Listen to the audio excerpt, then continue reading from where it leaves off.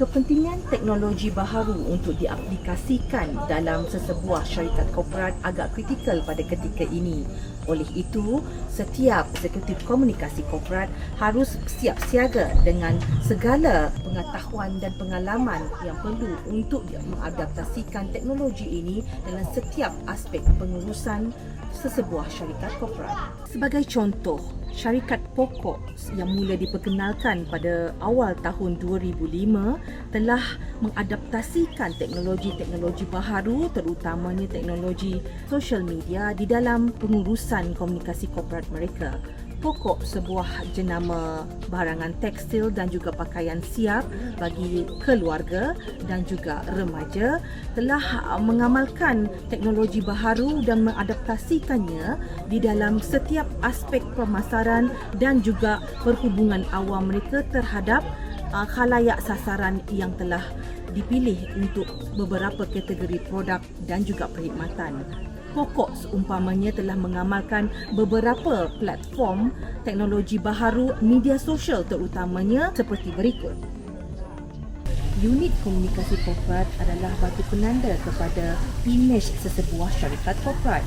Oleh itu, teknologi baharu yang diserapkan dalam aktiviti seharian untuk menguruskan dan melaksanakan aktiviti dan organisasi amat membantu.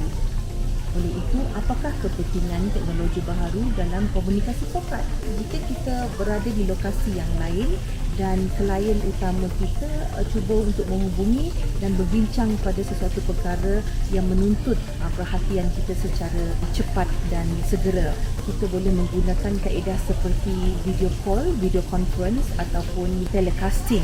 Jelas dapat dilihat di sini bahawa teknologi baharu yang diserap dalam aktiviti seharian untuk menguruskan urusan organisasi korporat amat penting. Penerapan teknologi baharu dalam beberapa aktiviti korporat mampu memberikan beberapa informasi dalaman yang agak penting buat eksekutif komunikasi korporat. Antara informasi yang mampu diberikan oleh teknologi baharu terutamanya dalam media sosial di dalam aktiviti harian organisasi korporat adalah lokasi khalayak sasaran melalui akaun media sosial dan juga minat pendapatan yang didapati oleh khalayak sasaran.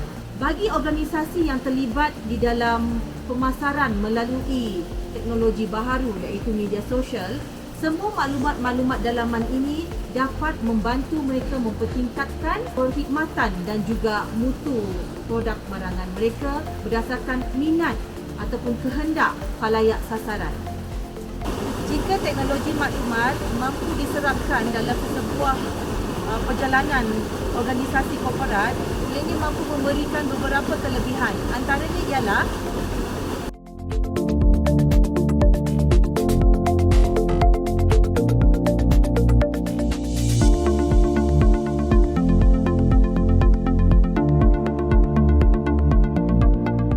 mengapakah teknologi baru dianggap sebagai peluru berbisa kepada seorang eksekutif pemasaran?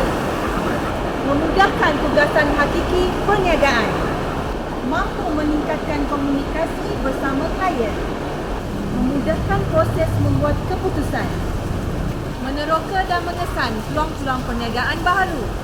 Sebagai rumusan, teknologi hari ini berevolusi ke arah kaedah maklumat digunakan menerusi rangkaian perkongsian pengetahuan iaitu hub info. Ia mampu menyelesaikan banyak masalah berkaitan pencarian, penyimpanan dan dapatan maklumat. Ini menyumbang kepada peningkatan kualiti, kemudahan akses dan kecekapan dalam perkhidmatan. Dalam dunia perniagaan yang moden dan kompleks, fungsi komunikasi korporat menjadi lebih strategik dan taktikal. Justeru, penerimaan teknologi maklumat dalam sesebuah organisasi adalah wajib. Ia membawa kepada ekosistem organisasi yang lebih canggih dan komunikasi yang lebih berkesan. Tidak dapat disangkalkan lagi bahawa teknologi maklumat adalah pemangkin kepada perubahan dalam struktur organisasi, fungsi dan komunikasi itu sendiri. Cara dan pelaksanaan teknologi baharu menjadi penentu kepada imej keseluruhan organisasi.